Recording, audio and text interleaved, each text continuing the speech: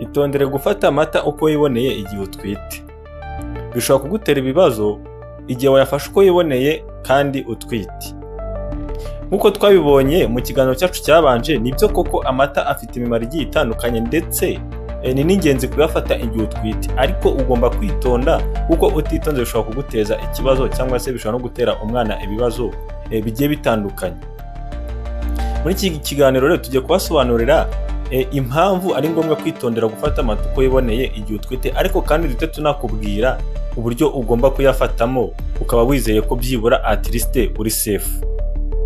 Nk'uko twabibabwiye, ubushakashatsi bwagiye bukorwa mu bijyanye n'ubuzima bemeje ko amata ashobora kugira umumaro ndetse inatangaje ku mubyeyi utwite, ariko nanone the same no muri ubwo bushakashatsi bagaragaza ko haba hagomba kubaho kwitonda igihe umubyeyi utwite agiye kwifashisha amata nk'ahantu ho gukura izo ntungamubiri cyangwa se amavitamini n'imyunyungugu biboneka mu mata. Amata rero koko mu byavuye muri ubwo bushakashatsi ntabatindiye bagaragaje ko mu mata habonekamo ubwoko bw'amabagiteri bugiye butandukanye bushobora gutera infection umubyeyi, ndetse bikanarangira izo infection bigeze ku mwana, bikaba byatuma umwana avukana ibibazo, ubumuga ndetse n'ibindi, cyangwa se bigatuma umwana avuka atagejeje igihe. Izo bagiteri rero basobanura yuko zishobora guturuka mu kuba ukuntu amata aboneka cyangwa se akamwa, isuku bishobora gutegurwa cyangwa se gukoranwa. Murabizi ukuntu inka zikamwa mu mafamu ndetse n'ahandi zororerwa nko mu biraro, hari bagiteri zishobora guturuka mu myanda y'inka ndetse n'ibyatsi zigaburirwa, ndetse n'izindi bagiteri zishobora guturuka ku bantu babakama, uburyo bakarabyemo intoki ndetse cyangwa se n'ubundi burwayi bashobora kuba bafite. Ibyo byose bikazira mu mata. Ariko nanone muri ubwo bushakashatsi bagaragaza ko hari n'izindi bagiteri n'ubundi ziba zibereye mu mata, ziba zigamije mu kuyafasha kuvura. Abashakashatsi rero muri ibi ngibi bijyanye n'amata bagaragaza ko izo bagiteri harimo izishobora guteza ibibazo bikomeye cyane cyangwa se gutera infection mu gihe umubyeyi utwite yayafashe atateguwe neza cyangwa se atayafashe mu buryo turi buze kubabwira, bityo bigatuma cyangwa se bikarangira iyo infection igeze ku mwana, bigateza ibibazo bigiye bitandukanye ku mwana, harimo kudakura neza bijyanye n'igihe amaze atwite, ndetse harimo n'ikindi kirimo kuba umwana yavuka ategereje igihe, cyangwa se n'igihe yaba bibaye byiza cyangwa se bibaye amahere akavuka, akaba ashobora kuvukana n'ibindi bibazo bigiye bitandukanye yagiye aterwa n'izi infection umubyeyi cyangwa se umumama we yagize igihe yari amutwite.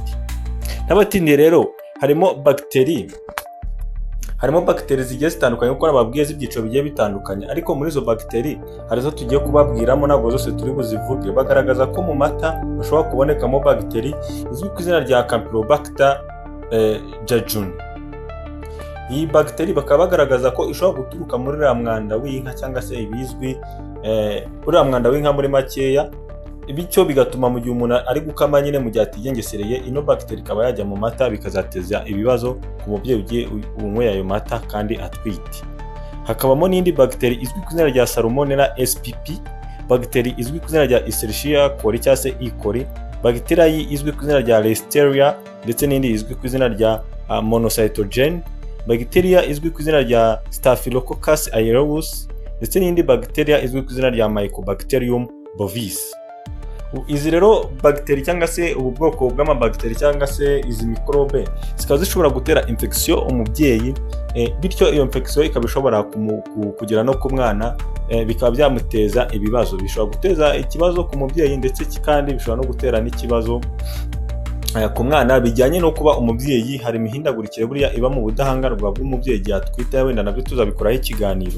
Ushobora kwibaza se kubera iki nshobora kuba nsanzwe mfata amata ntayateguwe wenda muri ubwo buryo mugiye kutubwira kandi singira ikibazo, ariko mukaba muri kumbwira ngo ngomba kubyitondera igihe ntwite.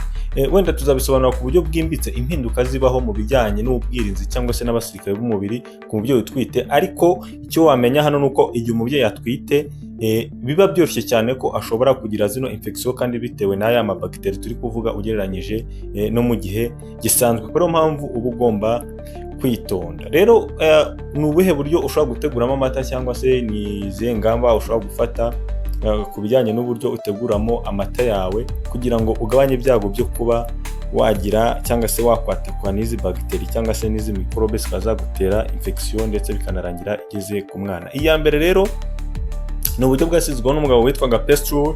Ni umugabo wasizeho uburyo bwa pasteurization cyangwa se uburyo bwo gushyushya ibintu mbere yo kubifata, bityo bigahita byica ubwoko bw'amamikrobe ashobora kugaragaramo. Birumvikana rero dukoresheje buno buryo ko mbere yo gufata amata byibura uba ugomba kuyateka cyangwa se ukayashyushya, ubona nk'ay'inshyushyu. Biba byiza burya ubanje nko kuyateka kugira ngo wice izi bagiteri cyangwa se izi mikorobe zishobora kugutera ibibazo. Gufata amata atashyuhijwe cyangwa se hatakoreshejwe ubundi buryo bwo kwica mikorobe bushoboka ntabwo ari byiza ku mubyeyi utwite nk'uko turi kubivuga, ariko uburyo n'ubundi buri recommended cyangwa se ni mu bitabo nasomye cyangwa n'ubundi bushakashatsi nabonye, ni ubu buryo bwa pasteurization, aho amata ushobora kubanza kuyateka ukica zino mikorobe mbere y'uko uyafata. Nk'uko rero babwiye mu kiganiro cyacu cyabanje, ibintu mubifate nk'imikino cyangwa se mubikerenze, kuko hari aba expert bagerageje kuvuga ko amata ahubwo ku mubyeyi utwite bashobora kuyakuraho, ahubwo bakagira inama ababyeyi batwite mu gukura zino ntungamubiri mu bindi biribwa. Ariko kugeza ubu nkaba nagerageze gushakashaka nkabona nta kintu bari babivugaho. Niyo mpamvu mubona n'ubundi kunywa amata bakibigiramo ababyeyi batwite, ariko nanone ukaba ugomba kwitondera aka kantu ni kubabwira ko kubanza kuba wagerageza kwica zino mikorobe zibonekamo, ahanini wabanjije guteka amata yawe ku buryo buhagije kugira ngo ubirishuwa neza ko aya mata izi mikorobe wazisha, cyane ko utazi uburyo ki ayo mata yateguyemo, ahanini utazi uburyo yakamwe, isuku yari iri aho hantu, cyangwa se n'uburyo yabitswemo. Ibyo byose ukaba utabizi, ariko niyo mpamvu uba ugomba kubanza kuyateka kugira ngo wowe ubeshuwa neza ko bagiteri zawe ugerageje kuzigabanya. Rero ko umuntu utarebye ikiganiro cyacu cyabanje cy'ibyiza byo gufata amata igihe utwite, wagenda ukakireba hano kuri YouTube channel, ndetse n'umuntu utararebye ku bijyanye n'intungamubiri umubyeyi akenera igihe atwite mu bihembwe bigiye bitandukanye, nawe yajya kuri YouTube channel akabireba. Wajya handitse playlist, uri buze kwasanga playlist yabyo y'ibijyanye n'umubyeyi utwite kugira ngo usange ibyo biganiro ku buryo bukoroheye, cyangwa se wanabisanga no mu zindi video kuri liste rusange aho wabibona.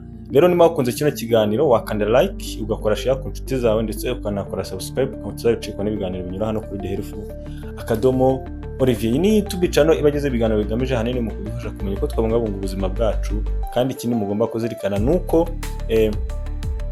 ibi dukora hano no gutanga amasomo mu buryo bwa rusange, ntabwo bikuraho inama zihariye wahawe na muganga ukuvura. Ariyo nta mpamvu tunabagira inama mu gihe utwite, gerageza ujye ku ivuriro, jya kwa muganga bagusuzume, babashe kuba banakugira n'inama zihariye bijyanye n'uburyo bagusanze. Buri gihe mugirwa inama zo kujya kwa muganga kugira ngo babe baguhereza inama zihariye, kuko hano ho dutanga inama rusange cyangwa se amasomo rusange. Rero mwari kumwe nanjye Manzi Olivier, umunyeshuri muri kaminuza ishami ry'ubuzima.